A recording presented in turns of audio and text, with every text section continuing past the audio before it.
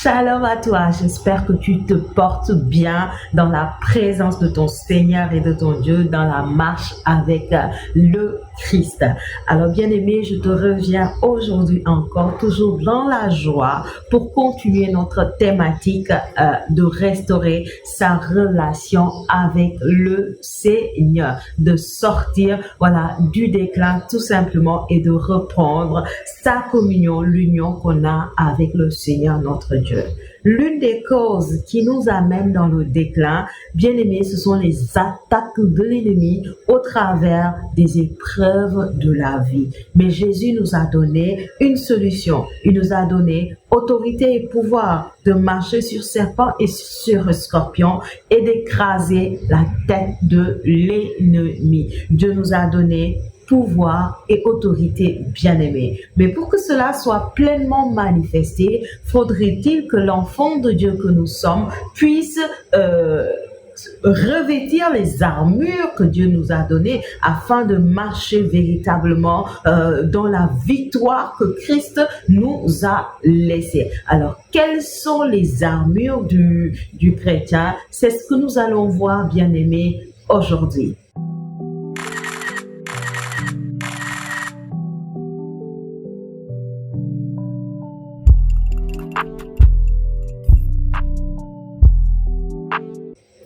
Si tu ne me connais pas, moi c'est Marie-Paul Pierre de Pleinement Soi, servant du Seigneur, coach de vie, entrepreneur et puis présent dans les réseaux comme tu peux le constater. Sur YouTube, je te parle d'accomplissement, je te parle de te réaliser, d'accomplir ta vie de rêve, de réaliser ce pourquoi tu es né et ce pourquoi Dieu t'a envoyé en mission sur cette terre, ou tout simplement de réaliser ta volonté profonde, ce qui te tient à cœur, tes rêves à toi personnellement, tes ambitions, de pouvoir tout simplement les accomplir, les réaliser et d'être la meilleure version de qui tu es. Alors si c'est un sujet qui t'intéresse, bien aimé, n'hésite surtout pas à t'abonner, activer la cloche pour recevoir régulièrement nos contenus et puis à m'écrire, je serai honorée, bien aimé, d'entrer en contact avec toi et ensemble nous allons cheminer en frères et sœurs dans la foi. Alors, pour le partage d'aujourd'hui, bien aimé, nous allons lire la parole dans Éphésiens 6, les versets 10 à 18. Au reste, fortifiez-vous dans le Seigneur et par sa force toute puissante. Revêtez-vous de toutes les armes de Dieu afin de pouvoir tenir ferme contre les ruses du diable. Car nous n'avons pas à lutter contre la chair et le sang, mais contre les dominations, contre les autorités, contre les princes de ce monde de ténèbres, contre les esprits méchants dans les lieux célestes. C'est pourquoi prenez toutes les armes de Dieu afin de pouvoir résister dans le mauvais jour et tenir ferme après avoir tout surmonté. Tenez donc ferme, ayez en vos reins la vérité pour ceinture, revêtez la cuirasse de la justice, mettez pour chaussure à vos pieds le zèle que donne l'évangile de paix. Prenez par-dessus tout cela le bouclier de la foi, avec lequel vous pourrez éteindre tous les traits enflammés du malin. Prenez aussi le casque du salut et l'épée de l'esprit qui est la parole de Dieu. Faites en tout temps par l'Esprit toutes sortes de prières et de supplications. Veillez à cela avec une entière persévérance et priez pour tous les saints. Parole du Seigneur. Louange à toi, Seigneur notre Dieu. Alors, bien-aimés, en lisant ces versets, qu'est-ce qui attire mon attention en premier? C'est-à-dire d'être conscient qu'il y a un combat. La vie chrétienne, c'est pas une vie de facilité. Déjà, même la vie tout simple, pour ceux qui n'ont pas la foi chrétienne, qui n'ont aucun contact avec le Seigneur, tant que tu es être humain, chaque jour ne va pas être rose dans ta vie. Tu vas faire forcément face à des épreuves, à des combats, à des difficultés, parce qu'en réalité, l'ennemi n'est pas forcément uniquement l'ennemi des chrétiens, mais c'est l'ennemi de l'être humain, c'est l'ennemi de l'homme en fait. Et son objectif à lui, c'est d'amener tous à la perdition.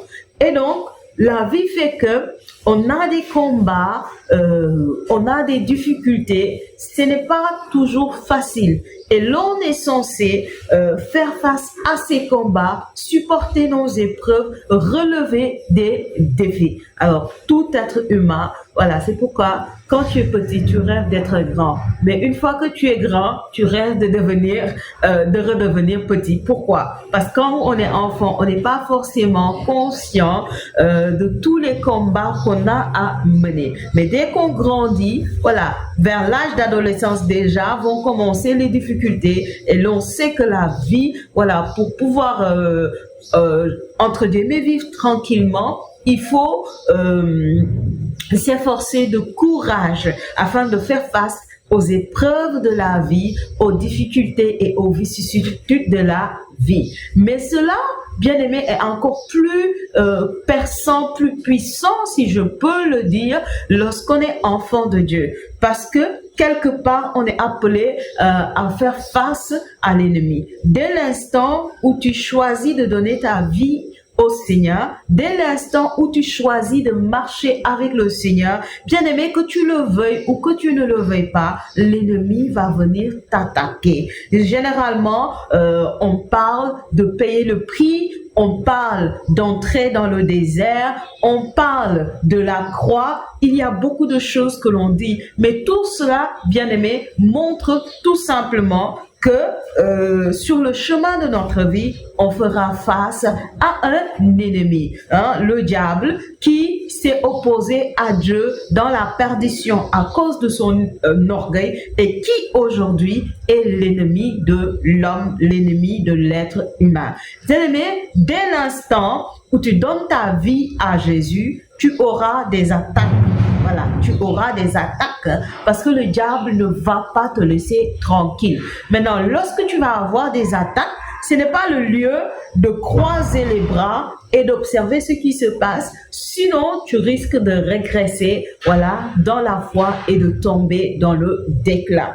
Et donc, quelle est la solution que Dieu nous a donnée, que Christ nous a laissée face à l'ennemi? C'est de manifester tout simplement notre autorité. Il a dit, je vous ai donné autorité et pouvoir. C'est de manifester tout simplement notre autorité. Dieu nous a dit qu'il ne nous laissera pas orphelins, qu'il nous donne le Saint-Esprit. Le Saint-Esprit, il est le consolateur, il est le conseiller, mais il vient accomplir un travail qui est particulier, qui est spécial. Et donc, lorsque le Saint-Esprit descend dans ta vie, il te conscientise qu'il y a le combat autour de toi et que tu ne peux pas croiser les bras et observer. Il y a des personnes qui n'aiment pas combattre. Moi, en premier.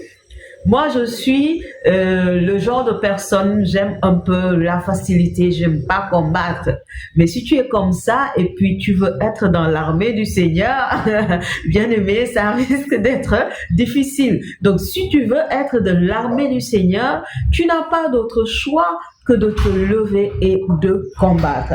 Et cette parole dont nous venons de lire nous conscientise par rapport à cela. Donc, c'est le fait d'être conscient qu'il y a un combat à mener. Être chrétien, ce n'est pas, voilà, se mettre dans une facilité de vie. Être chrétien, ce n'est pas, je sais pas, croire que tout va être rose, que tout va aller bien. Moi, j'ai commis cette erreur lorsque je venais de donner ma vie à Jésus. Dans mes premières années de marche dans la foi, ça a dit, lorsque j'ai reçu Christ et Jésus, j'ai cru que par la suite, voilà, tout allait être merveilleux, tout allait être super, ma vie allait complètement changer, ça allait être merveilleux.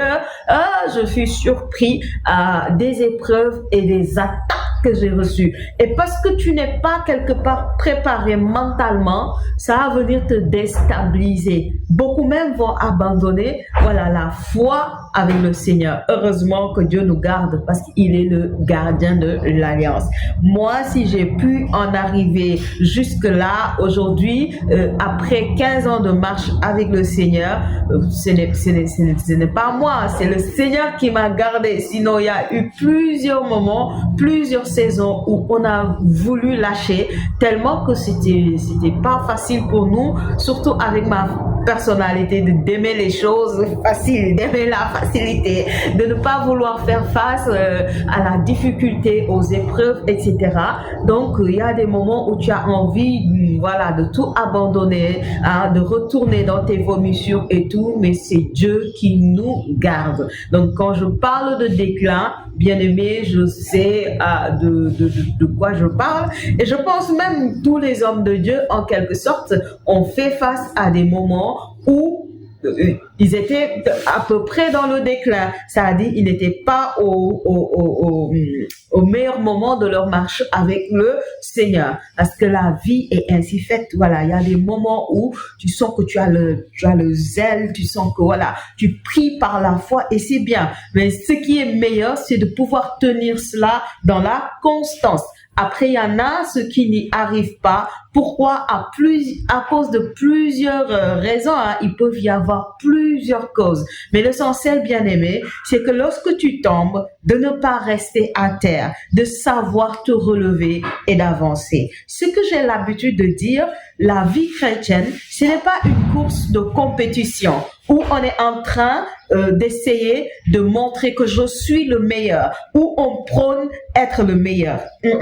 Si tu es dans la performance, dans la marche avec le Seigneur, tu auras du mal à avancer. La marche avec le Seigneur, c'est être humble parce que Dieu résiste aux orgueilleux. C'est non seulement être humble, reconnaître que je ne peux pas de moi-même, sans la grâce de Dieu, je n'y arriverai pas, mais en plus de ça, je marche en fraternité, je marche avec les autres et donc j'ai besoin de mes frères et sœurs. Et donc il y a des moments où je vais me sentir plus ou moins faible, je vais m'appuyer sur Dieu d'abord, mais également Dieu va m'envoyer des frères et sœurs dans la foi qui vont me soutenir et qui vont m'aider à me relever et à aller de l'avant. Et donc, si tu es dans la performance, dans la compétition, bien aimé, tu n'arriveras nulle part. Tu n'arriveras nulle part. La marche chrétienne, c'est une marche d'amour, c'est une marche de fraternité, où on ne critique pas les uns et les autres, mais où on se positionne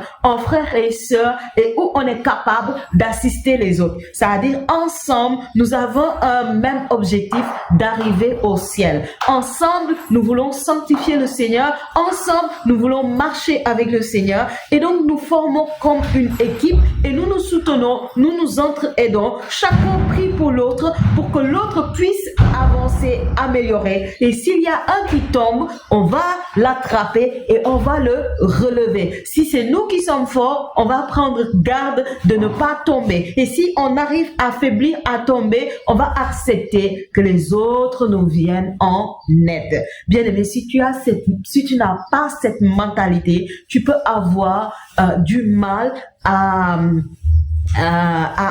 affronter la vie. Maintenant, en tant que chrétien, il y a des moments où Dieu permet que l'on soit dans la solitude. Parce que Dieu il traite certaines choses dans notre cœur, certaines choses dans notre âme, dans notre mentalité. Et donc, il y a des moments où Dieu permet que l'on soit dans la solitude. Surtout des temps avant de nous élever, Dieu permet qu'on soit dans la solitude pour qu'il traite beaucoup de choses. Mais si on veut pleinement vivre la vie chrétienne, on ne peut pas rester dans la solitude, genre éternellement ou pendant un long moment. Maintenant, bien aimé, tout cela pour te dire que la première chose, c'est d'être conscient en tant que chrétien, on a un combat à mener et de te positionner pour combattre le bon combat dans la foi. Et par rapport à ce combat, Dieu ne t'a pas laissé seul, il t'a laissé le Saint Saint-Esprit qui est ton conseiller, le Saint-Esprit qui t'assiste, le Saint-Esprit qui te conduit. Mais en plus de l'Esprit, Dieu nous a donné des armes qu'on est censé utiliser. C'est ce que j'appelle l'armure du chrétien. Alors, il dit quoi? Tenez donc ferme. Ayez à vos reins la ceinture de vérité. Bien-aimé, si tu lis tous ces armures, l'on se rend compte de quoi? Tu prends une armée qui doit aller combattre quelque part. Le combattant va porter une certaine armure. Dans cette armure-là, il y a des choses qu'il porte. Il y a la chaussure, il y a le casque, il y a la ceinture, il y a le bouclier, je vous l'ai dit, il y a le casque, il y a beaucoup de choses qu'il porte. Et donc, Saint Paul va prendre l'armure du combattant pour comparer ça avec l'enfant de Dieu et dire en quelque sorte c'est quoi l'armure de l'enfant de Dieu. Donc, le combattant va avoir une ceinture et Saint Paul nous dit pour nous enfants de Dieu c'est quoi notre ceinture. Le combattant va avoir un bouclier et il nous dit à nous c'est quoi notre bouclier. Le combattant va avoir une chaussure, il nous dit à nous quelle est notre chaussure. Le combattant va avoir un casque, il nous dit à nous c'est quoi le casque. Bien aimé, quand tu lis, qu'est-ce qu'il dit? La vérité, la justice, la foi, etc. Qu'est-ce qu'il est en train de dire? Il est en train de dire, quand tu marches avec le Seigneur, il y a des vertus que tu dois avoir. Et ce sont ces vertus-là qui vont faire que lorsque l'ennemi va t'attaquer, lui-même, il va perdre le combat. L'ennemi va t'attaquer, toi, tu vas être victorieux. Pourquoi? Parce qu'il y a des vertus qui sont établies dans ta vie, qui sont enracinées, qui sont profondes et qui découlent de ta relation avec le Seigneur, qui découlent de ton intimité avec le Christ. Et ce sont ces vertus-là que nous devons demander à Dieu la grâce de l'avoir. La Bible dit que celui qui manque de sagesse demande à Dieu. Mais de la même manière que tu peux demander la sagesse, tu peux demander tout ce dont tu as besoin. La parole de Dieu nous dit demandez, vous recevrez, car celui qui demande reçoit. Et Philippiens 4, les versets 6 à 7 va nous dire de ne pas nous inquiéter de quelque chose, mais en toutes circonstances de savoir demander à Dieu ce dont nous avons besoin et de le faire dans un esprit de prière. Alors ce sont des vertus bien-aimées que tu dois demander à Dieu. La première chose qu'il dit, la vérité pour ceinture. C'est-à-dire, un enfant de Dieu ne doit pas marcher dans le mensonge. Le mensonge est du diable. Il faut marcher dans la vérité. Et bien aimé, moi j'ai envie de pousser beaucoup plus loin. Parce que la vérité, j'ai envie de dire, ce n'est pas un état, ce n'est pas une parole, ce n'est pas une chose. La vérité, c'est une personne. La vérité, c'est Christ. Voilà, c'est Jésus-Christ qui est la vérité. Lui-même, il dit dans sa parole, je suis le chemin, la vérité et la vie. Avoir pour ceinture la vérité, c'est avoir Christ dans sa vie. C'est être conforme à Christ et marcher d'une manière qui glorifie Dieu au travers de sa relation avec le Christ. Tant que tu n'as pas Christ pleinement établi dans ta vie, bien aimé, tu n'es pas dans la vérité. Parce que le diable va venir apporter des mensonges dans notre vie. Le diable va venir nous faire croire à des mensonges. Et le diable va venir établir des forteresses dans nos vies au travers des mensonges. Par exemple, lorsqu'on te dit que tu n'es pas brillante, tu n'es pas brillante. On sous-entend par ça que tu n'as pas de compétences. Mais c'est quel mensonge! Quel mensonge! Des fois, bien aimé, tu peux croire en ça. Hein? Je prends l'exemple des personnes, quand tu es petit, tu avais quelques défauts Et les gens vont t'identifier à ce défaut-là pour te dire tu es comme ça, tu es comme ça, tu es comme ça et te mettre des étiquettes. Au fur et à mesure, tu grandis avec tellement ces paroles que tu as entendues que tu t'identifies à ça et tu crois que tu es comme ça. Mais quel mensonge! Bien-aimé, tu as besoin que Christ s'établisse dans ta vie et que la lumière soit manifestée dans ta vie pour que les forteresses qui ont été établies dans ta vie puissent s'écrouler et que la vérité de Christ soit révélée. Donc, avoir pour ceinture la vérité, c'est tout simplement s'ouvrir à Christ et découvrir quelle est son identité en Christ. Qu'est-ce que Christ dit de moi? Qu'est-ce que la parole de Dieu dit de moi? Et marcher en conformité avec cela. Mais également, prendre la décision, être intentionnel, de ne pas être dans le mensonge, mais d'être dans ce qui est vrai. Deuxième armure. C'est la cuirasse pour justice. Qu'est-ce que la justice? Bien-aimé, la parole de Dieu nous enseigne que par la mort et la résurrection de Jésus, Dieu nous a donné ce qu'on appelle la justice. C'est-à-dire, Dieu nous a justifiés. Être juste devant Dieu, c'est-à-dire être saint, être pur, être exempté de ses péchés, de ses fautes. Et en Christ, Dieu nous a donné cette grâce. Lorsque Christ est mort sur le bois de la croix, il a pris nos péchés, il a pris nos malédictions et il nous a donné sa bénédiction, il nous a donné sa vie. Voilà pourquoi la Bible dit que désormais, il n'y a plus de condamnation, que rien ne peut nous condamner parce que Christ nous a justifiés, Christ nous a rachetés. Bien-aimé, crois-tu en cela et marches-tu en conformité avec cela? Être juste, c'est aussi choisir d'être intègre, bien-aimé. C'est aussi choisir d'être intègre. C'est aussi choisir de marcher en conformité avec ce que le Seigneur nous dit. Donc, à toi d'être intentionnel, à toi de prendre la décision et à toi d'activer, j'ai envie de dire, cette armure, voilà, dans ta vie. Troisième arme, mettez pour chaussure à vos pieds le zèle que donne l'évangile de paix. Bien-aimés, plusieurs se considèrent comme enfants de Dieu, comme chrétiens, mais ils n'évangélisent pas. Ils n'évangélisent pas. Ils ne partagent pas leur foi.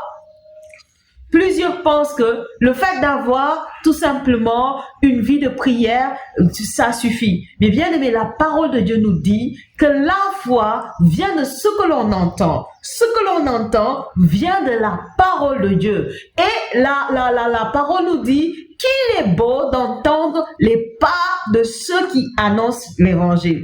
Bien aimé, si nous, on a eu accès à Jésus, c'est parce que les apôtres, ils ont accepté de partager la bonne nouvelle. Ce qu'ils ont vécu avec Jésus, ils n'ont pas gardé pour eux, ils ont partagé. Ils ont été jusqu'à dire ce que nous avons vu de Dieu, ce que nos mains ont touché, ce que nous avons expérimenté de Dieu, nous ne pouvons pas le taire.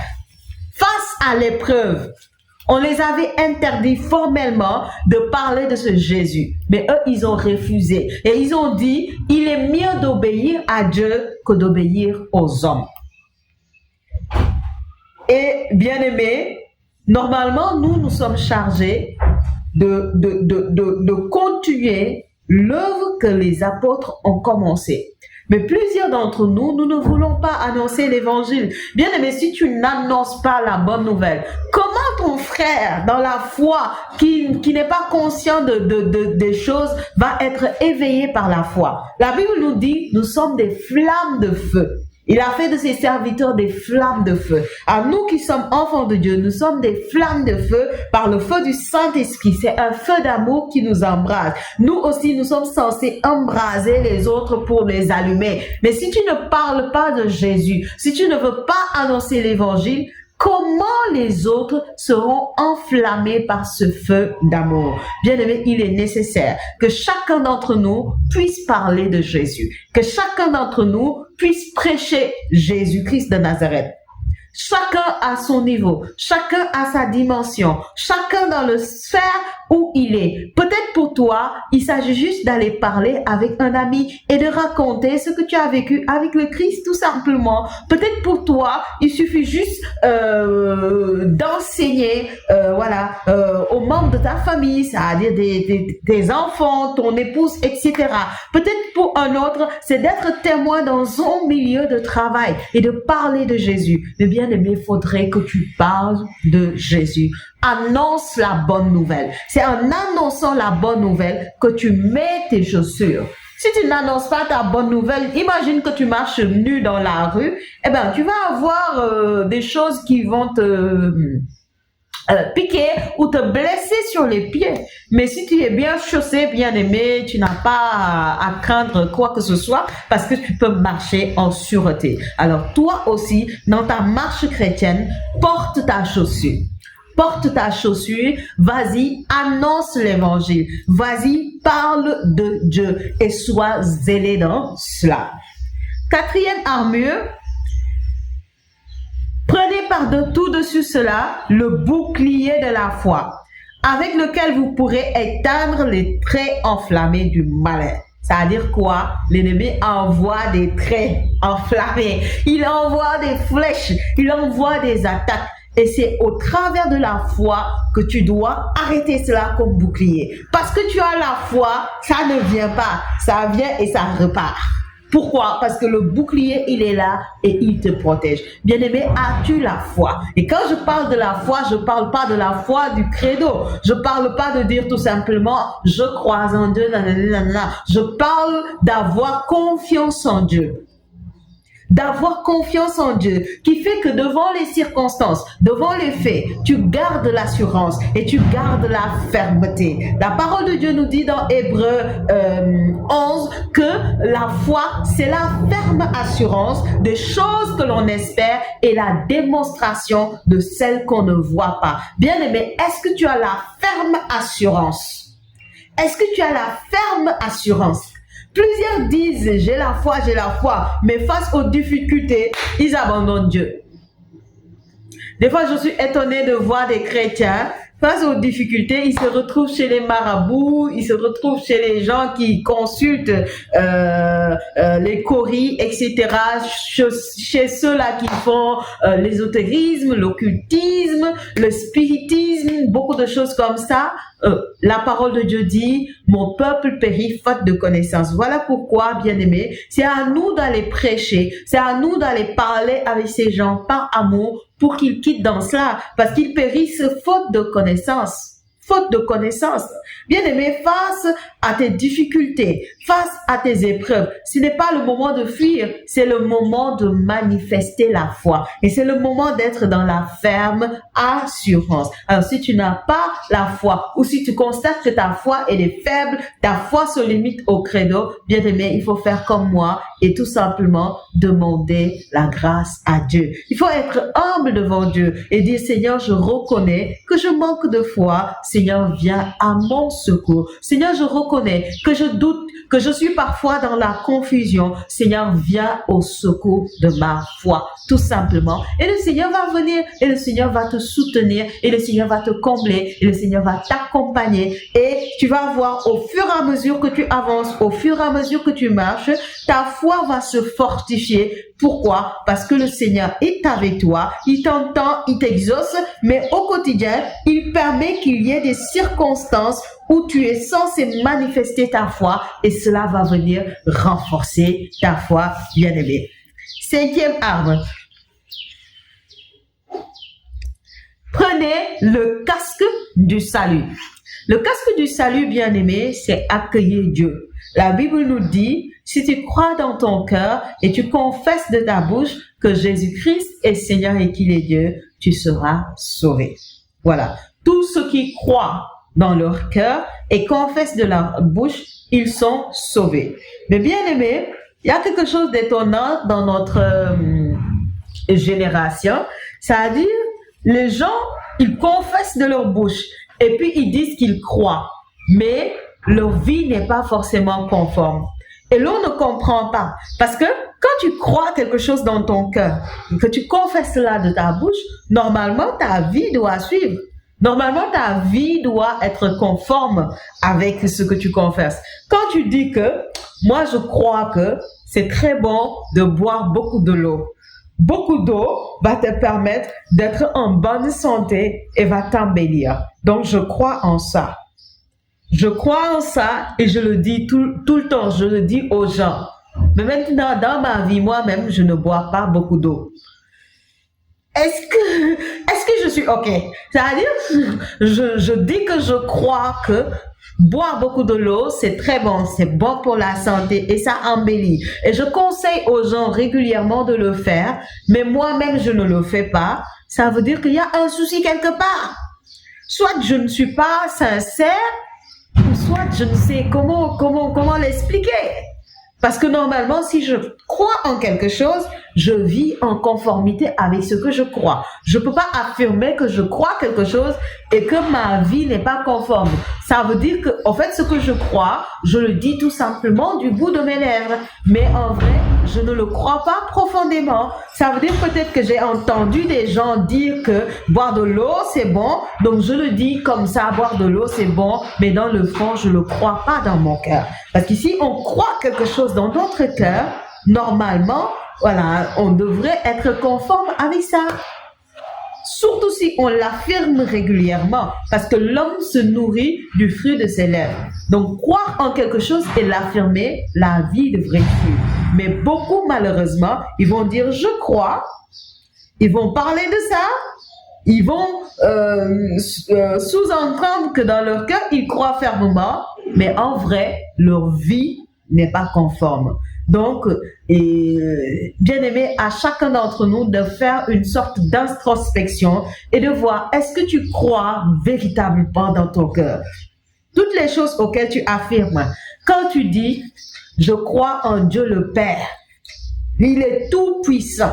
Quand tu dis « je crois en Dieu le Père tout puissant », ça veut dire qu'il a la toute puissance, que rien ne lui est impossible, qu'il est le Dieu de l'impossible, qu'il est capable de tout. Excusez-moi, j'ai un peu les nez bouchés. Donc, ça veut dire qu'il est capable de tout, qu'il peut changer toute situation, qu'il peut tout transformer, qu'il peut tout résoudre. Maintenant, si tu dis, je crois en Dieu, le Père Tout-Puissant, devant tes défis, tu viens vers le Père Tout-Puissant qu'il puisse résoudre tes défis. Parce qu'il peut tout et il est capable de tout. Si tu dis, je crois en Jésus-Christ qui est mort et ressuscité sur la croix, ça veut dire que tu crois que Dieu t'aime et que pour toi, il s'est donné sur la croix et il t'a sauvé. Donc, tu crois en son amour. Et donc, tu crois que lorsque tu es dans des temps difficiles, le Dieu qui est tout puissant, au travers de Jésus, il t'a manifesté son amour. Donc, il est capable de décanter ta situation et il va le faire. Et Dieu dit dans sa parole, celui qui s'approche de moi doit croire que j'existe et que je rémunère ceux qui me cherchent. Bien-aimé, est-ce que tu crois que Dieu rémunère ceux qui le cherchent? Parce que plusieurs, en vrai, ne le démontrent pas. Ils le disent du bout des lèvres, mais leur vie n'est pas forcément conforme avec ça. Bien-aimé, à chacun d'entre nous de faire un peu comme l'introspection et de revoir cela dans notre vie. Il dit aussi l'épée de l'esprit qui est la parole de Dieu. Bien-aimé, est-ce que tu médites la parole constamment? Est-ce que tu médites la parole constamment? Alors, je suis pris par le temps. J'ai déjà fait une trentaine de minutes. Je vais chuter rapidement. Il dit d'avoir l'épée de l'esprit qui est la parole de Dieu. C'est-à-dire le Saint-Esprit doit être dans ta vie et tu dois avoir une vie de méditation de la parole. L'autre verset qui suit, il dit « Faites en tout temps par l'Esprit toutes sortes de prières et de supplications. » Veillez à cela avec une entière persévérance et priez pour tous les saints. Bien-aimé, est-ce que ta vie de prière est solide? Est-ce que tu pries constamment et avec persévérance? Question à répondre. Je m'arrête là pour ne pas prolonger, que ça soit trop long. Bien-aimé, je vais terminer en te disant tout simplement ceci. Dieu nous a donné une armure. Et celui qui ne revêt pas son armure, bien aimé, j'ai envie de dire, il va subir un peu les coups de l'ennemi. Que tu le veuilles, que tu ne le veuilles pas, l'ennemi va t'attaquer. Parce qu'il est l'ennemi de l'être humain. Surtout si tu veux marcher avec le Seigneur. Tu n'as pas d'autre choix que de te revêtir des armures que le Seigneur nous a données. Et pour cela, tu as le Saint-Esprit qui t'assiste, qui t'accompagne et qui est ton conseiller. Bien-aimé, dès aujourd'hui, prends le temps de prier ton Seigneur et ton Dieu, de demander le Saint-Esprit de venir te remplir et de t'abonner à manifester tout cela et à voir ces vertus chrétiennes pour que tu sois armé spirituellement afin de faire face au combat, afin de faire face aux attaques de l'ennemi pour ne pas tomber dans le déclin, mais persévérer dans ta marche avec le Seigneur, persévérer dans la foi et rester debout dans la foi. Mais s'il t'arrive de tomber, bien-aimé, sache que voilà, un peu ça fait partie de la vie et va chercher de l'aide pour que tu puisses te relever et avancer dans la marche avec le Seigneur. Alors je prie pour toi, si tu es resté jusqu'ici, que le Seigneur te bénisse, que sa grâce soit avec toi, que sa faveur soit avec toi et que le Seigneur puisse guérir totalement ton cœur, qu'il puisse restaurer ton cœur parce qu'il y en a qui sont blessés, il y en a qui sont brisés, qui étaient dans la marche avec le Seigneur, mais qui ont reçu tellement d'épreuves, tellement de difficultés, qui sont blessés dans leur cœur, qui sont blessés et qui souffrent émotionnellement, qui souffrent psychologiquement. Et le diable s'appuie sur ça, bien-aimé, pour t'empêcher de retrouver un peu ta communion avec le Seigneur. Alors je prie pour toi que le Seigneur puisse te guérir totalement et entièrement, que tu sois totalement restauré et que tu reçoives la force de te relever et de poursuivre ta marche avec le Seigneur. Que Jésus te bénisse. Amen, amen, amen.